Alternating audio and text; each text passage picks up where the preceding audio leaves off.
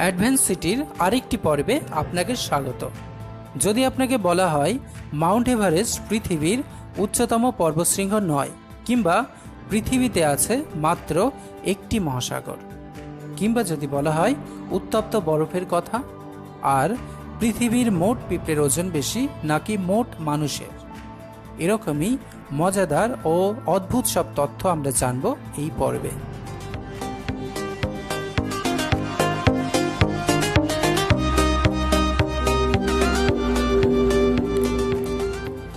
আমরা জানি পৃথিবীর উচ্চতম পর্বতশৃঙ্গ মাউন্ট এভারেস্ট, যার উচ্চতা ৮,৮৪৮ মিটার।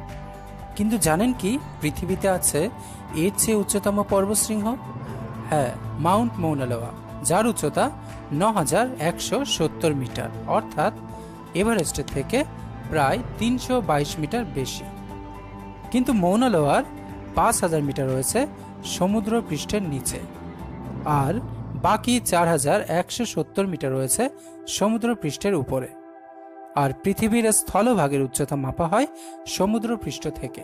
তাই মৌনা লোয়ার উচ্চতা এভারেস্টের থেকে বেশি হওয়া সত্ত্বেও এভারেস্টকেই পৃথিবীর উচ্চতম শৃঙ্গ বলা হয়।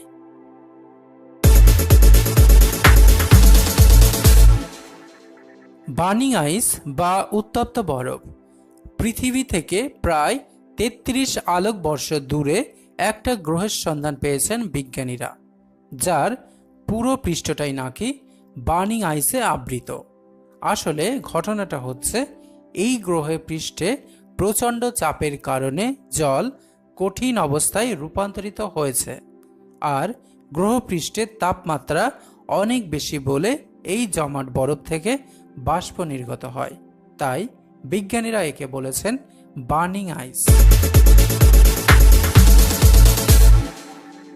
একখণ্ড সাধারণ আকারের মেঘের আয়তন আমরা খালি চোখে যা দেখি তার চেয়ে অনেক অনেক বেশি।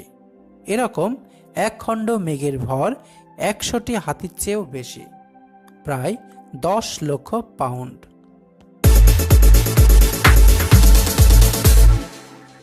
পৃথিবীতে সমস্ত সমুদ্র উপকূলে যত বালুকণা আছে তার চেয়ে প্রায় ১০,০০০ গুণ বেশি নক্ষত্র রয়েছে এই মহাবিশ্বে। শিশুকাল থেকেই আমরা জেনে আসছি বেঁচে থাকার অপরিহার্য উপাদান অক্সিজেন আসে বৃক্ষ থেকে। কিন্তু আপনি জানেন কি পৃথিবীর বায়ুমণ্ডলের অর্ধেক অক্সিজেন আসে সমুদ্র থেকে? হ্যাঁ, সমুদ্রে বসবাসকারী ক্ষুদ্র এককোষী সামুদ্রিক উদ্ভিদ ফাইটোপ্ল্যাঙ্কটনের কল্যাণে পৃথিবীর বায়ুমণ্ডলে যে পরিমাণ অক্সিজেন বিমুক্ত হচ্ছে তা মোট অক্সিজেনের অর্ধেক।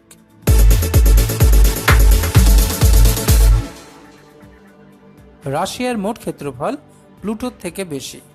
প্লুটোর ক্ষেত্রফল ১,৬৭,০০,০০০ বর্গ কিমি, কিন্তু রাশিয়ার ক্ষেত্রফল ১,৭০,৯৮,২৪২ বর্গ কিমি।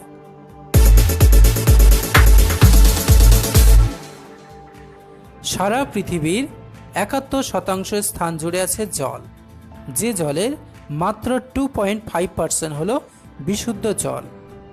আর পৃথিবীতে যে পরিমাণ জল আছে তার মাত্র 0.0003% জল মানুষ আজ পর্যন্ত ব্যবহার করতে পেরেছেন।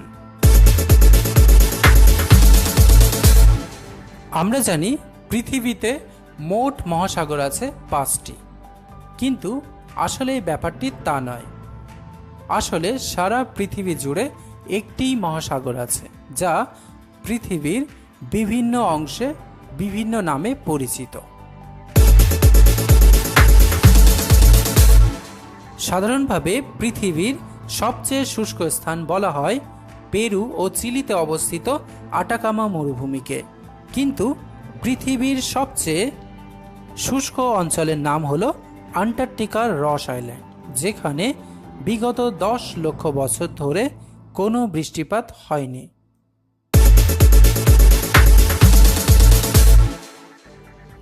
পৃথিবীতে প্রতি মানুষ পিছু আছে প্রায় 1.6 মিলিয়ন পিঁপড়ে।